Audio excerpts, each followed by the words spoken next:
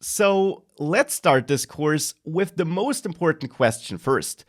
What exactly is web development? And connected to that, what does this mean for us web developers? What exactly do web developers do? And what happens when we, as a regular user, enter an address like Amazon.com in the browser and the Amazon website loads up? What's happening behind the scenes?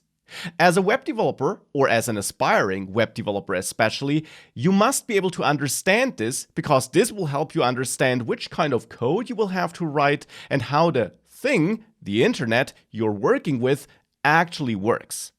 Now, to come back to the first two questions, what is web development and what do web developers do?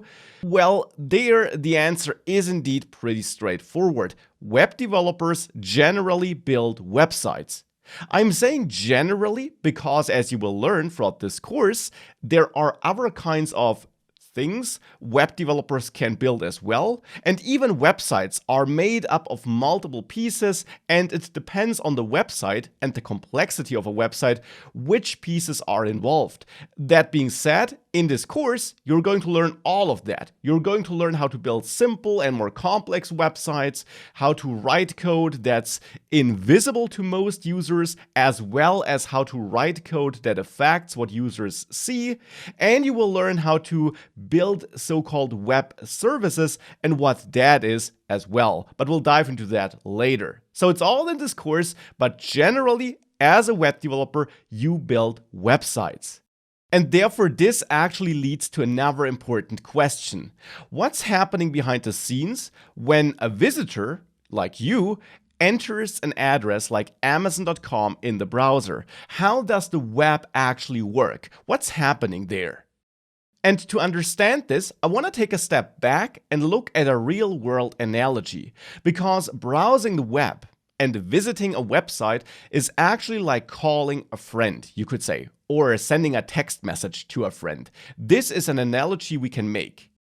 And therefore, to understand this, let's actually take a closer look at this analogy. When you call a friend, you in the end pick up the phone, you dial their number, or you send a text message to them, and once the connection was established, once they pick up the call, you tell them something, or you ask something, you greet them, whatever. You start a conversation with your friend. And after you greeted them and maybe told them something, or you asked something, at some point your friend will probably reply to you. He or she will say something to you or send back another text message. So that's how we have a conversation on the phone. We say something, they say something, and so on. Now, visiting a website is pretty much the same. There, you are sitting on your computer or laptop using your browser, because that's the key entry tool that we need to visit a website. We need a browser for this, as you probably know, because you're using it every day. And in that browser, you enter an address like Amazon.com. Or maybe you searched for Amazon and you clicked a search result link, but either way, you end up with an address like this in the browser address bar. Now, this address thing has actually an official name. It's called URL, which stands for a Uniform Resource Locator, but I'll come back to this later. You enter an address like this, and then what happens next is that your browser sends a so-called request to some remote computer out there in the internet, out there in the world. A computer operated by the company that owns the website which you're trying to visit. So in this case, some computer operated by Amazon. Your browser sends a request to it. And this process is standardized because in web development, many things are standardized to ensure that the different parties that are involved, like the browser and this remote computer, do speak the same kind of language.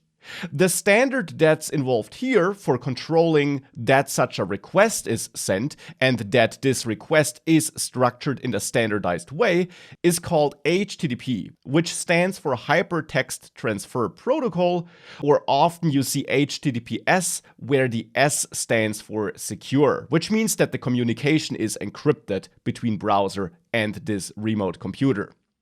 Now, you don't need to worry too much about this because that's the standard the browser will use by default, but that's the explanation why sometimes in some URLs you see something like http:// or https:// in front of the address. It's typically added automatically by the browser because that is the default protocol that is being used for talking to this remote computer. Now, on this remote machine, we then in the end have the website code that's required for showing something on the screen. And this code, of course, is written by web developers.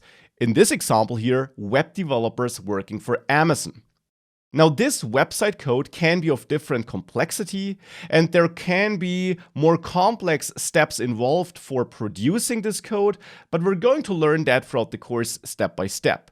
In the end, this code holds a bunch of browser instructions though that tell the browser what it should display on the screen. So which content it should show and how the content should look like, how it should be styled. And therefore it's this code, these browser instructions, that's in the end sent back by this remote computer in a so-called response to your browser. And the browser then knows how to handle these instructions because these are standardized as well. The programming languages that can be used for writing these instructions are standardized, and the browser then will bring something onto the screen. That's how the web works, and even though I took some time to describe this process, this request-response cycle of course typically only takes a couple of milliseconds. It's super efficient and fast, and that's why visiting websites is super fast. Now on this big picture, there are 2 or actually 4 other terms that are worth knowing.